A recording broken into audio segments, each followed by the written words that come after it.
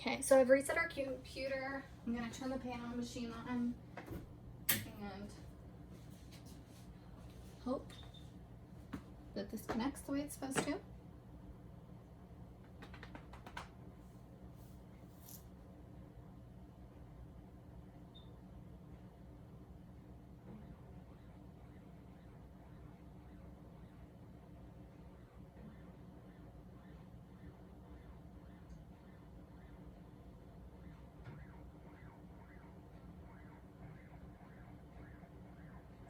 So this is what we're looking for right here. This lets me know that our Pano machine is connecting how it's supposed to. So now I know that it's going to work. So what I did was turn off the computer, reset it, turn off the Pano machine, logged back in, turn the Pano machine on once I got this main screen up. So I have to wait for this bar to go away before I log in. So during the other video, when I logged in and it said unit connection error, we didn't get this pop-up. All we heard was the Pano machine making noise. So I can pretty much guarantee that that's why it didn't connect. I was kind of just hopeful that it would because I could hear it setting up. But when I came in this morning, this main computer here was off. So I think that's had something to do with why it didn't connect. So now we can log in. I'm gonna turn this away so no patient information pops up, and then we'll walk through how to get that imaging set up.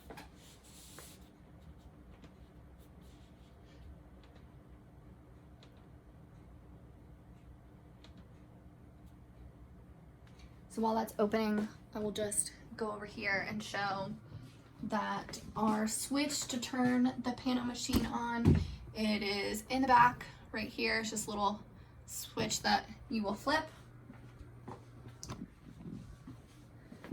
We'll get this opened.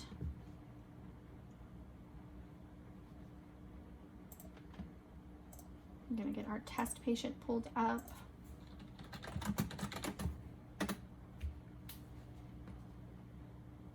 Okay, so let's turn that around now. So like I said, we're gonna go to this imaging button.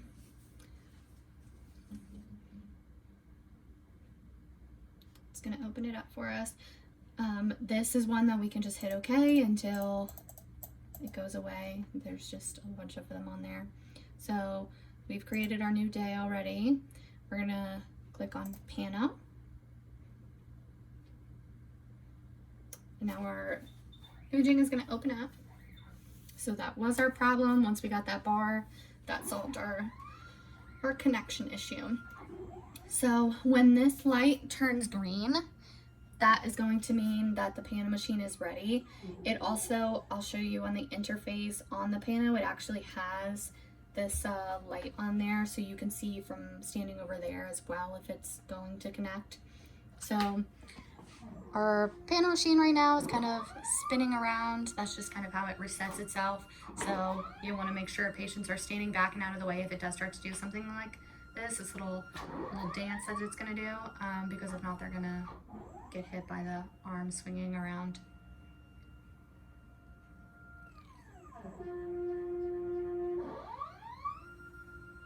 Alright, so once it's in this position, then we know our Pano machine is ready. So then over here, so we have some settings. So now we have our green light, so we know our Pano machine's good and ready to go. We are always going to check the patient setting in the Lansdowne office with this Pano machine. If I change the setting, so let's say I have a really large man and I change it to this setting and I take the x-ray, when we get done taking the x-ray, this window is going to close out and our Pano is going to open. If somebody comes back to take a Pano 3 hours from now and they take it on a small child, this does not revert back to this normal patient size. Or even if they were taking it on a normal size patient, not a child, it's not going to automatically switch back to this standard size patient. The Chantilly Pano machine will. Mind you, I'm making this video June 10th, 2023. So depending on when you're watching this, we could have new imaging software. and new Pano machines. But as of right now, the Chantilly machine, you can change the settings. When the Pano is taken, it automatically switches back to the standard size patient, where this will stay on whatever setting you have it on. So when using the one in Lansdowne, you always need to click on patient and change your patient size, or just make sure that it's correct. You may think like, oh, I have a standard size patient, everything's good. But if somebody else changed this earlier in the day, it's not going to switch back. It's going to stay on this setting. We always leave it on the one in the middle here. That's just the way the arch is. And then we always leave it here. That's just the way the teeth set onto each other. And we have our child, smaller size patient, usually between kind of like, you know, young, small teenagers. You may be kind of between these two settings. The only time I use this one, it's really going to go by not the size of the person, but the size of their face. So you'll hear some people say, oh, an adult male is going to be on this size, but not necessarily. Or even like a teenage boy, they're like, oh, well, that's they're basically the size of a man. But it's gonna go by especially the width of their face, because when the Pano stretches across here, so if you have a really big male and you leave it on this setting, you're gonna cut off those condyles, which is those jaw joints that you'll see in the corners here.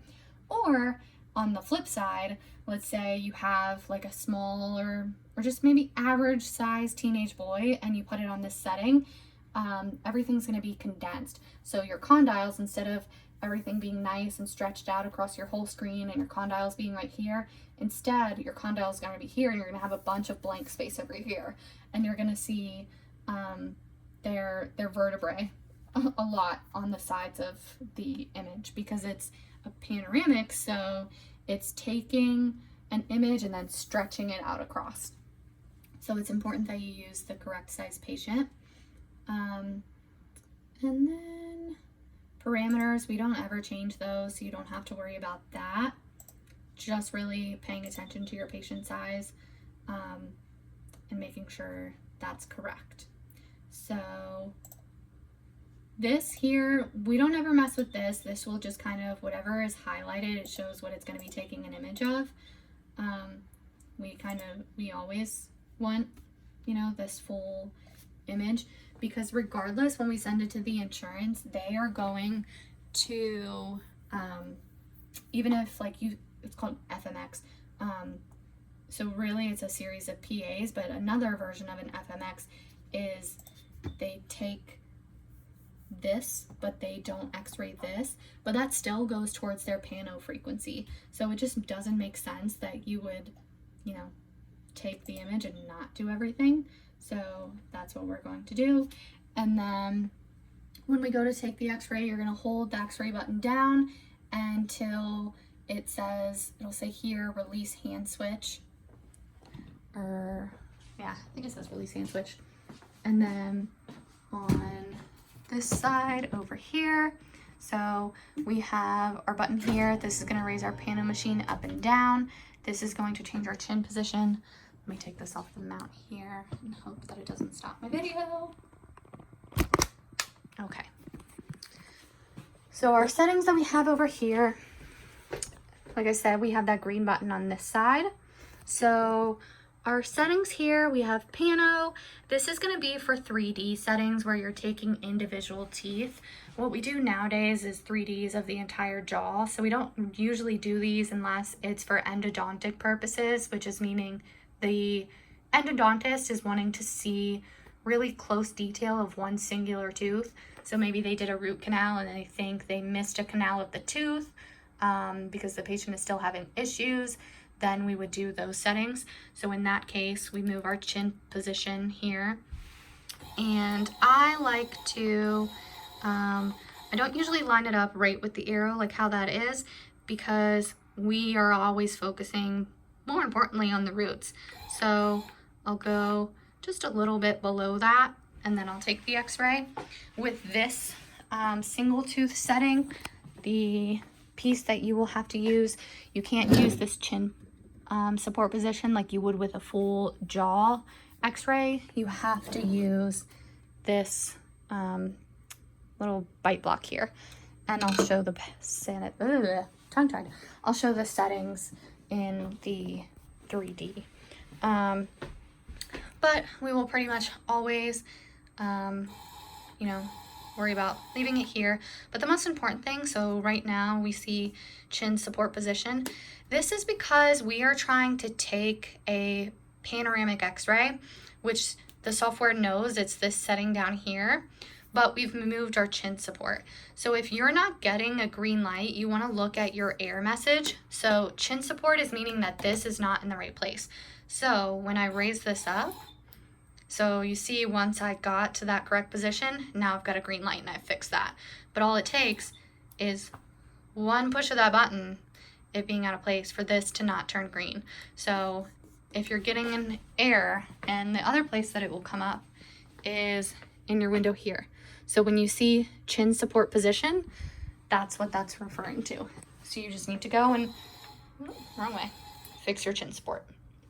When we place somebody into the, you know, the thing here, we're gonna push this out, we're gonna have them bite down, you're gonna let it go so it holds their head into place. And then our button here, this line here, this is going to give us a red beam across here so that we can make sure somebody's nose is directly center, because we need them to be center, because again, it's a panoramic x-ray. So it's taking one position, like if you've ever used a panoramic setting on your phone, you know, it takes one thing and it kind of spreads it out. So everything in the center of your panoramic needs to be center, so that, or the center of your patient needs to be in the center of your x-ray position. So that way, when it kind of takes that and spreads out that image into that panoramic, that everything lines up and nothing's distorted and everything's in the right place. So then in our Lansdowne office, the other most important thing is that when we get done, let me turn this red light off. And that's the other thing, so you have to turn it off. So that's on, and then you turn it off when they're in position and you tell them to stay still.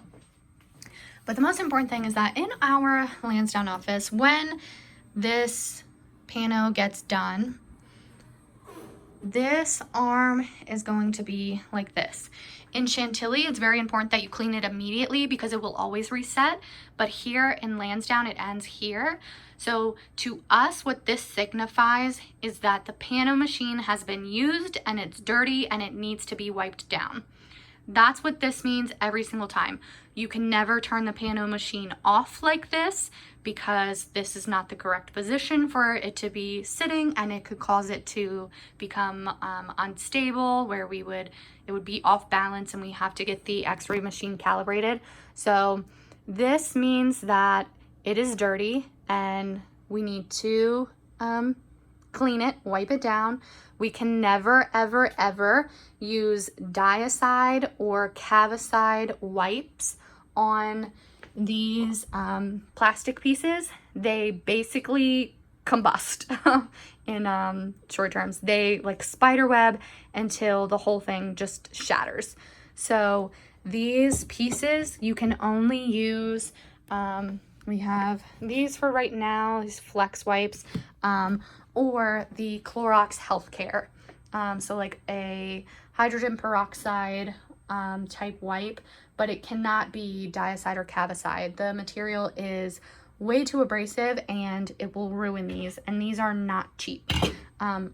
Also with pieces in this Lansdowne drawer, we have a bunch of other, you know, bite blocks down here. These are our standard pano ones in case one breaks, or, you know, you just, like if someone bit on it accidentally and you didn't have the cover on yet, that's fine. You just need to autoclave it, and you can't just wipe it down because at that point it's been in somebody's mouth.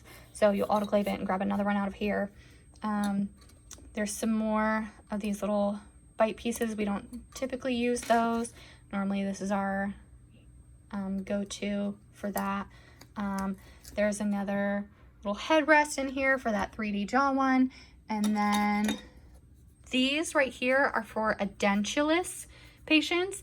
Edentulous means that they have no teeth. So These are the pieces you're going to be using if you're taking a pano on somebody who has no teeth on the front to bite down on, because this is too thin. They're not going to be able to bite on it.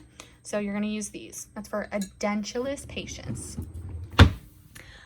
So going back, like I said, we can't wipe those with Diacide, but once it is wiped, we need to reset it to tell everybody that we have cleaned it and that it's ready to go.